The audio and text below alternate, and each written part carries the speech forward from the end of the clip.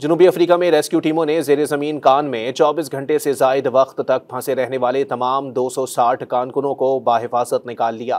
फ्रांसीसी अखबार की रिपोर्ट के मुताबिक सिबानी स्टिल वाटर नामी कानकुन कंपनी की जानिब से बताया गया है कि जुमेरात को जोहान्सबर्ग से 60 किलोमीटर मगरिब में वाक़े सोने की कान क्लोफ में कानकुन बाइस्ट ख़राब होने की वजह से फंस गए थे। रेस्क्यू ऑपरेशन के पहले मरहले में 79 कानकुनों को निकाला गया, जबकि बाकी कानकुनों को भी 6 घंटे बाद बाहिफाजत निकाल लिया गया।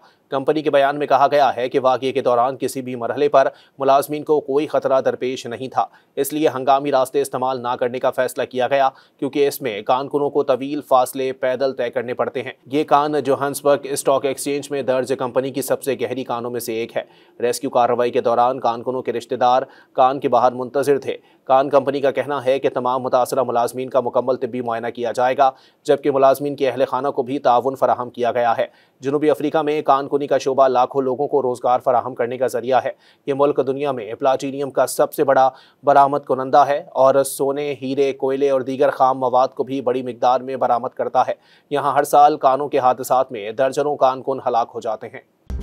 मज़ीद न्यूज़ अपडेट्स और डिजिटल स्टोरीज के लिए सब्सक्राइब करें डॉन न्यूज़ पाकिस्तान।